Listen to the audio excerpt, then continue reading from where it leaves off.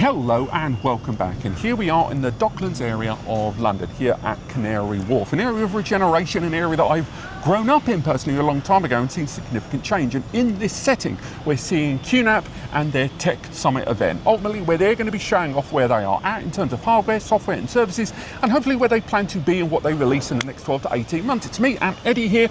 We're here before the event, before we've even seen anything.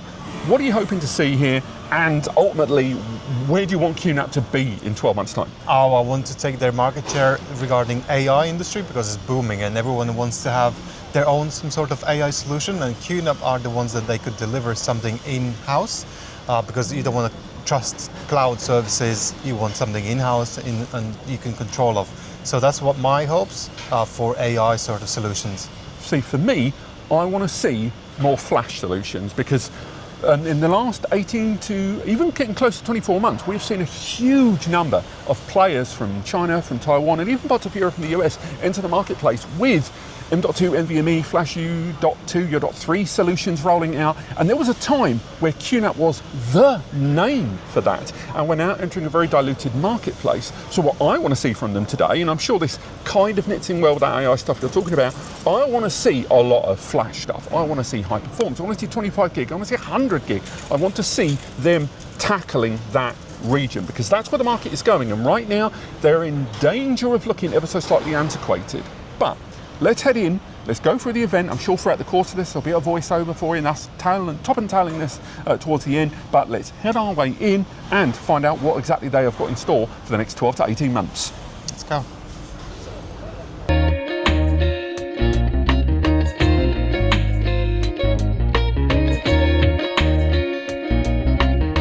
Okay, so we're about halfway through the day so far here at QNAP's event, and at the moment it has been business. I think for those that have come to this video hoping to see some kind of big refresh to the 64 series, the kind of desktop home stuff, you're probably going to come away disappointed. If the first half of this event is any indication, that's going to be it. It's going to be largely business. I have seen almost predominant rack mount stuff. Well, some users you're going to be chuffed to bits about that, but I mean, for your part, before I go through my notes, what's been the standout thing you've learned in the first half of this so far already? Oh, definitely. That will be high availability in different shapes and forms. They not only improved their existing high availability solutions, the file tier solution, that was one of those that stood out, really. This is something they developed, something new. They used to have QTier. They're still keeping that technology there. File tier means not only you can move your hot data across the hard drives and SSDs on your in-house system, now you can move your files across different NASs, different locations. That was quite amazing solution what they are creating now. See, I really like, I mean, again, I think, and we're going to say this a few times in this video, I think they're very much kind of in line with Synology on some things, for good and for bad, and I'm sure we'll talk about that more in the second half, but you're right, like file tiers, the idea, intelligent filtering between a cloud space. They didn't confirm whether that was going to be running with just their own cloud, by the way, but then going towards SSD NAS, go towards hard drive NAS is good. I particularly liked, you sort of mentioned tiering, the fact that QTier is going to be made available on QTS. That's something for a long time users were furious about, myself included, because you know, if you want to take advantage of the ZFS stuff, but you couldn't take advantage of that multi-tiered, you know, hard drive, SAS, SSD, and M.2 NVMe environment, having that coming in at QTS 6, you know, which should be in beta next year, is still pretty good. And they're suggesting that it will affect all the way up to the petabyte scale as well. One of the other things people like about QTS is it scales things out in a way that you couldn't really get with the EXT stuff. But going through some of my other notes here, you mentioned, you sort of touched on there about high availability. And I'm probably going to slide this into the video. We saw another demonstration of high availability across a couple of environments there, the active passive and the active active stuff. And it was a good demonstration. We talked about that before. But let's go to that footage now. So there's two units stacked on top. They're what we're using for the demo here. The two units are configured in an active and a passive. The top unit is currently active, the bottom one is passive. I'll ask David in a minute to yank the cables out of the top one to simulate a failure. The way this works is you've got a cluster address and an IP address. These are not assigned technically to any of the two NAS. Each NAS has its own name I've inventively just called it the model number -1 and model number -2, and they each have a IP address given to each as well. These IP addresses are not accessed by the user. These are not what you would access. If you were accessing the NAS via these names or IPs, they will go down in the event of a failure, so we would recommend not using those. You would use the cluster address over here. So I call mine cluster 01 and 10.10.25. As Tom touched on, they must be absolutely identical. So in the case of the two nodes that I've got here, different setups, if you've got drives in drive bays 1 and 2 on the first one, and the rest are free, you can't have drives in the second one in bays 1 and 3. It must be identical in every regard. If you've got PCIe add-on cards that are added into the back of the NAS as well, they must be in the same slot on both NAS. So if you've added a 10 gig adapter, for example, into slot 1 on one NAS, it must be in the same slot on the second NAS. But these are the specs of the NAS we're using here. So with the cluster, right now we've got everything going from active to passive. So there is two connections to the main network here. I've got a direct connection from the 10 gig port from the top one to the bottom one, so they're both in a 10 gig connection. The other port is used, the 2.5 gig port is used to connect off to the switch, and that's what the users will be accessing. The 10 gig, you must have a faster connection for the heartbeat than for what users are accessing data. If it was the other way around, there's a potential that a very heavy network, you could have a lot of people pushing data in all at once, where they're putting in more data than the slower connection between the heartbeat could copy between the two NAS, so they'd never catch up. So that's why we've got this restriction in place. So what I'm going to do now is I'm just really going to be hands off. At worst case, I should have to do a refresh. I'm going to ask Dave to just pull the top two blue cables out of the top NAS there. So what we'll see is we'll see the animations down here and all these numbers that are updating. They should stop, so they shouldn't start updating any longer because the heartbeat link between them is gone, so any monitoring or data transfer from one to the other is no longer working. So what we're now waiting for is them to both agree that there's been a failure. There's a quorum server set up, which I've just got installed on a switch underneath the desk. So the quorum server is now having an agreement which one's going to be the active. And what we should see is the blue active node section at the top there move over to the passive node. Now this one does have a short little bit of downtime in between, but nothing should fail. The timeouts on anything like an SMB transfer from Tom's screenshot shows that it will continue across. But there we go, we've got a warning. I haven't had to do anything. Active has now moved over to the other one. If you see in the address bar, I'm using 10.10.25, which is the cluster address. That used to be on the active node over here, and it's moved over to the second one. So there's nothing to do, users don't have to do anything. At worst case, they may have to do a refresh of something to see if it's done it. Depends what the service is and what its timeouts are set to. But things for the interface here, SMB connections, things like that, they've all got long enough timeouts that the switch is still seamless. So if you're the IT manager, you'll have no users coming at you saying, oh, how do I reconnect or anything. You don't have to do anything. The cluster address and the 10.10.25 IP that I've got set over here, they have bounced over to the other one. That's all happened automatically. Other things you can do in here with high availability is you can update the manager, update the firmware. You can do it sequentially. So with this, you don't actually have to have a downtime. Even if you're doing things like firmware updates between the NAS, you can do it sequentially. So it will update the passive node first, change its firmware. Once it's back up and running, it will then do a managed swap over of the connection from active to passive, and then it will update the second one. So you'll not even get downtime even if you're doing a firmware update. But that's the nature of high availability and how that functions. Any questions on that before I hand back to Tom? So here with the SCA that we've got, it's warning that there's no DNS. That's why it was beeping, because we're not on the internet. But here we've got the main unit here, so 10.10.20.7 controller A. I'm going to have Dave yank controller B in a minute. But down here we've got the high availability application. Sorry, just close that one down.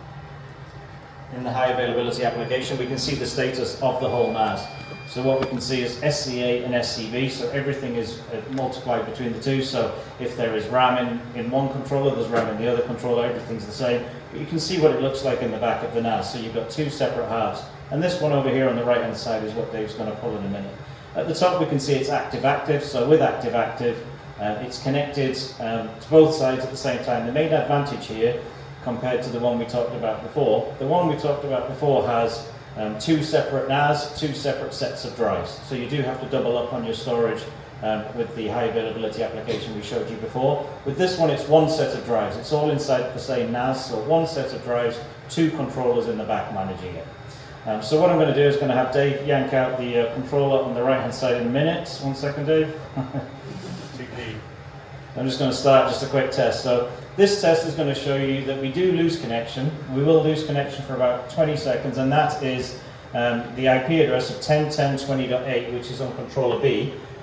That's going to have to transfer over and be taken over by controller A. Now in a normal scenario, that's not going to be how you have it set up. In a normal scenario, you're going to have two connections, one to each controller with iSCSI, for example. You're going to have MPIO, and your metrics are going to be much lower. You're not going to wait for that 20-second switch over till it comes back. It's going to make the decision after 2 seconds, and it's going to jump over from one side to the other. So it's going to be fairly instant in a real live setup environment, but this is just to sort of show you the mechanism of what's happening with the controller moving from one to the other. So if Dave wants to pull that controller, I think you might have to do the thumb screw. I forgot to do the thumb screw at the top. There you go. So it got quieter as well. So he's pulled out the second controller. We can see we've lost some pings now, so as expected, we've lost a bit of connection. We've seen a little warning sign pop up behind us on the bar. We've got warnings about PSUs being removed and things like that, because that's all come out with the device there.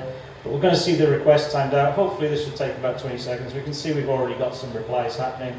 So that controller has now given up the IP address from controller B, and that IP address that was over on controller B has now been owned by controller A. So even if you didn't have it set up correctly, you would have a small 20-second outage, but it would come across. But as I said, in most environments, you're setting it up like in Tom's slides, where there's lots of crisscross connections. You're not connecting to just one controller at a time, like I'm demonstrating with this. It's going to be connected to both different halves. But it's basically question marks on controller B. After a while here, everything's going to go to an unknown state. It's not connected, it's not there. But controller A is there, everything's happy. It is moaning that PSU2 is gone, because that is on the other controller that Dave pulled out. But that's the dual controller setup. That's been removed. Everything's still working, everything's still accessible. I've never lost access to this interface because I was accessing it through controller A, but everything's still functioning. Any questions on how? The reason I bring up the whole business of high availability standing out for me, because it is something realistically they've had for a long time, active servers and having two systems that you can synchronize together. But it's how low down the food chain you can deploy that, and it's something definitely ahead of their competitors like Synology. They're able to allow users to engage with high availability a lot more easily.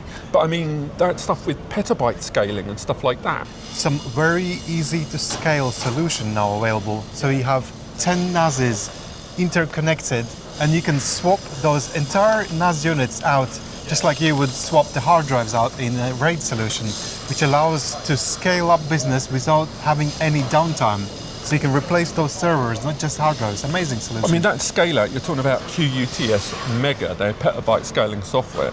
And again, it's nice they're looking at that scale, that overhead of all of those system devices together and the intercommunication between, ultimately trying to eliminate any kind of downtime in, for updates or replacement or resyncs and stuff like that.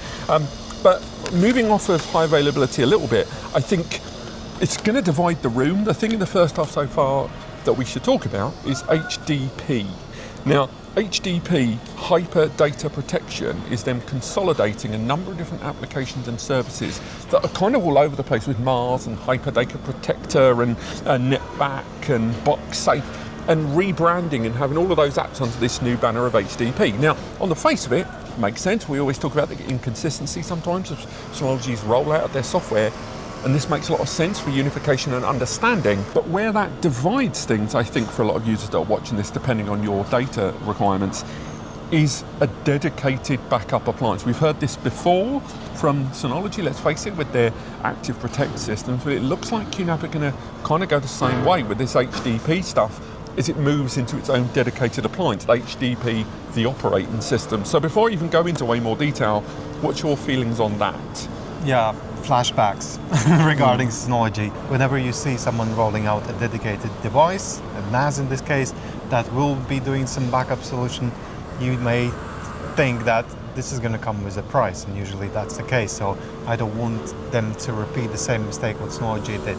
You mean the whole subscription model, backup appliance and Yeah. long-running stuff rather than a one-off purchase on your terms? I mean, again, the things that are getting rolled into this dedicated OS appliance, it kind of makes sense in one way. Things like being able to run kind of fault recovery drills, things that are not currently available, such as mounting some of those VMs into the inbuilt hypervisor, the dedicated plans, the native plans that will switch in and out of. All of that makes a lot of sense, and I get why, perhaps in terms of a return on investment, the brand would rather roll this into its own dedicated operating system and these appliances for those that need it, rather than try to spread the development into existing applications and services. But I do wonder right now whether QNAP have got the clout to roll out a dedicated appliance in the way that Synology did. And I know there is an end user that likes that. I know there is, and Synology have sold a lot of Active Protect systems off the back of that clout and that kind of demand for that simplified, one-tone, one-note appliance that focuses on that one thing very, very well. And QNAP have already got surveillance platforms. They've got their switches, so they have form on creating dedicated appliances. But I do wonder if they have the clout for something like this. Because the idea is good. You could reduce the costs and the maintenance costs for the solution like this, because if it runs only one thing and one thing only, you don't need to think about securing other things on the NAS. It just does the thing. And if the price is the same as it's supposed to be for that sort of hardware, this is a win-win situation. Because with Synology, they were trying to sell DS925 it wasn't 925. Yeah, it was the little 2-bay and the 4-bay that they were reprofiling, yeah. I just hope that they are not rebadging existing models and overpricing customers for doing so. So that's all. I'd be wondering, because again, QNAP talked a lot in this first half about the petabyte scale and how they're scaling out towards that. We've already touched on some of those elements already, but you're right. I want it to be unique in more than just software, not just a different OS slammed on this thing, and then the price being 3 times as much and use it as an excuse. But again, it's really, really too early to say, and they did make it clear that it's way too early in development to see how many of these features of an HDP solution are going to be available in these standalone applications. Chances are they're not, but do you know what? Let's head back inside for the second half of the day and see what else is in store. Yeah.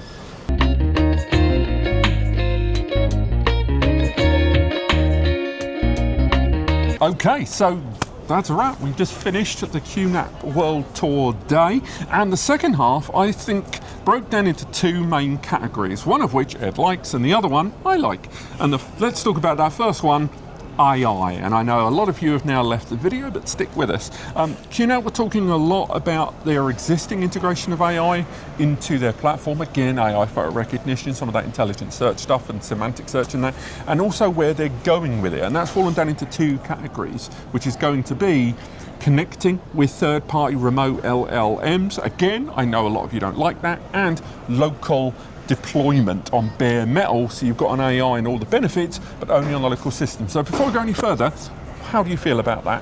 I really love it, that they are putting main focus on keeping everything secure and in-house. So again, you can download all your open AI or any open source AI models, either it's for photo generation, video generation, text generation, anything you can think of, on your NAS, and then apply all those tools to generate those LLM or video or whatever you want to generate.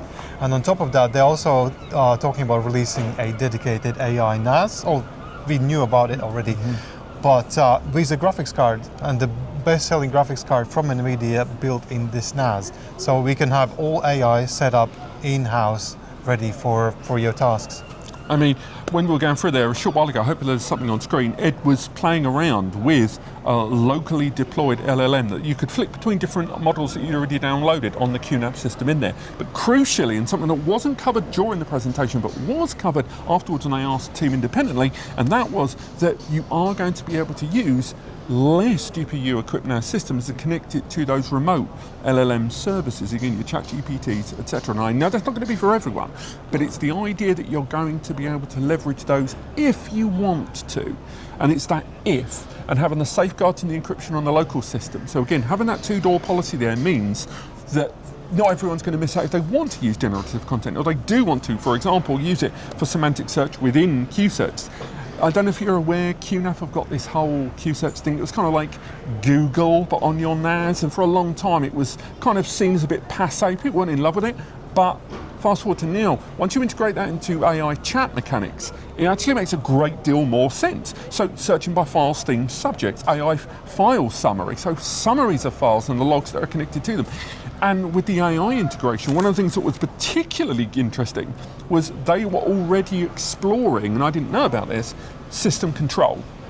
Telling the system what to do, getting real-time information about this, the data that's on there, answers based on requests of data management, data activity, user activity, who is accessing the system, and then actioning commands to the system, something that till to date we've only seen a brand like ZLab, who haven't even released their product commercially, actually engage with. So it's nice to see QNAP engaging on that subject of AI integration when people that don't want to be techie, that don't watch all of these hundreds of videos, but do want a NAS to do the do. It's quite interesting. I mean, for you and AI, when it came to your own NAS system, how would you integrate AI in your life? I would automate things. So, for example, there is information overload in a nowadays modern world. So I would set up AI to go through all of the AI, not AI, but all of the news, what is going on in the TV, on the newspapers, whatever, and just give me a summary of the things that I care about. And that would, all automations for the things to be automatically triggered and all these things. That's what I would use it for automating my day. And factoring that in, that leads us into MCP.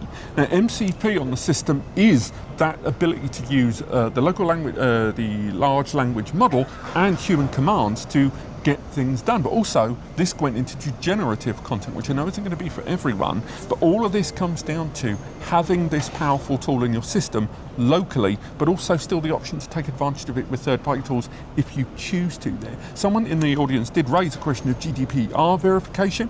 Again, that is very, very true when you are looking at these models. If you are going to be using a remote service, presumably that is something you're going to have to explore, but it's still, at least on the local level, that does seem that that's something you can control, you can manage, you can ensure that data isn't going to be going anywhere. And the fact that this is going to be scalable via a PCIe GPU upgrade, it means you're kind of in control of the cost of it as well. Now, this moved on to the next bigger section, surveillance. Now, that's something QNAP, I would say, have a history in, but nowhere near as storied a history as something like Synology, when QNAP's surveillance offerings with things like QVR Pro, QVR Elite, QVR Face, QVR Bike, QVR Dog.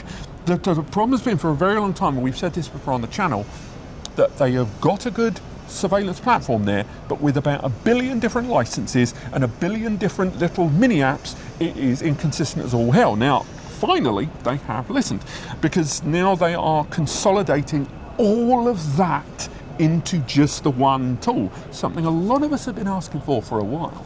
And that is just going to be QVR Surveillance, cool name, bro. But that basically is every single feature of QVR Elite, QVR Pro, face detection, license, it's just all in one. But moreover, it's run on an efficient level. For example, they were using a TVR small NVR system, which is running on an ARM processor, which can support up to 16 cameras, running 2 AI processors. And these weren't bog standard, who is that in the picture AI processors. These were pretty extensive, notwithstanding that you can use client-based AI cameras. I mean, you're not as into NAS surveillance as I am, but what do you think about the whole repackaging of that by them? No, especially that product we just mentioned, the new NVR, was just an amazing product, because they bundled everything in. It's very, as you said, ARM-based basic NAS or NVR system, which has NPU, or it's an artificial intelligence unit inside, which allows this ARM CPU to not be used at all. This NPU, this AI engine does all the heavy lifting. That's why you can do AI tasks like people counting and vehicle registration recognition. There is a long list of things you can do using these AI agents. And the other thing I didn't touch on is, if you are because it's a good question, if you are someone that's already engaged in the QNAP surveillance platform and they migrate over to this new platform, what about your licenses? What about the things you paid for? Now, they did guide that it is going to be migrated over, pretty much all of it, because all of these different licenses ultimately are going to be supported in that one little product. They weren't able to confirm at the time of recording how many licenses it's going to arrive with. I will be staggered if it still has 8 camera licenses like QVR Pro. That was, if anything, in the context of most NAS and surveillance, overly generous, but still nonetheless, as long as they at least factor in maybe 4, I think it will be fine, somewhere in the middle. On top of that, they are integrating with my QNAP Cloud Surveillance. Again, it's another case, I would argue, perhaps, of QNAP looking at Synology's homework, but now they're going to be deploying this QVR Surveillance as a cloud platform. Again, costs weren't really detailed on that. Are you going to require a hardware QNAP bare metal, or is it something that could be taken care of otherwise? But yeah, it's the integration of all those licenses, HDMI and stuff like that, all being laid into one. I think is only a good thing. Now, the last thing I talked about really was about security and their multi-layered security approach. Again, let's face it, QNAP are one of the brands out there that people have always got question marks about, but they did put forward a very, I would argue, a very convincing argument in terms of integrating the full ecosystem they now cover, from the router to the switch to the NAS system to the cloud integration and encrypted all the way through. That a level of multi-layer control, and the fact that their base level hardware is more affordable than some of the options in the market, I think makes a very compelling case. Exactly. I've never seen any other brand having so many security measures. I think I saw 7 or 8 different apps or features they were presenting that will keep your system safe and so your network safe, starting with the router and ending with your end device, your NAS. I mean, ultimately, for those that wondered if QNAP on this Tech Roadshow are going to be showing off more hardware that we don't already know about, the simple answer is no. We saw things while we were at the show that are new, things like those USB 4 adapters to dual 10 GBE, both copper and fiber, as well as a 25 gig adapter, small USB and M.2 AI devices that add 3 tera operations per second to any device. You just plug them in, bang, you're laughing, you can use that within those other features and services. The graphics hard equipped system, like you talked about there, but there isn't a huge amount new that we didn't already know about 6 months ago. Now, make of that what you will. I don't think that's bad. I think it's good that they're centralising and working on that hardware. But for those that were hoping to see a refresh of some of the more affordable systems, that's not what this is about, I don't think, right now. I mean, ultimately, I'm glad, you're glad to see a lot of the AI stuff there, and I'm glad to see them working, doubling down on the security, doubling down on the surveillance stuff. And cleaning the house. Also, that's the vibe I was getting. They are consolidating everything, cleaning, making it more perfect, efficient, and usable. That's what I noticed. Some of the stuff I didn't really touch on earlier on, like the thing with secure access. Now, in QTS Hero 6, there's a few references to the new version, with doubling down on treble and in some cases quadruple verifying access. The stuff with QTier that we touched on and file tiers, again, how far that's scaled out, we'll have to wait and see. And obviously the move towards the petabyte layer, a lot of their biggest systems, again, there's money in it, so of course they're going to pursue these things. I'm interested to see, for example, on the next generation of your SMB, your 1K and lower, are we going to see the elimination now of QTS in favour of QTS as the standard, particularly with things like QTier and stuff like that are now going to be readily available. And for them, from a development side, it makes a lot of sense. But apart from that, this has been the QNAP Roadshow, their Tech Summit event, as it travels around the world. What do you guys think? There should be an article linked below as well. There should be broken down for me and my funny little earphones that have been recording the whole thing. So do let us know what you think of that, and also what you would have liked to have seen, or what you've seen that you actually quite like. And these guys over are having a wonderful time behind us. But thank you so much for watching, and we'll see you next time.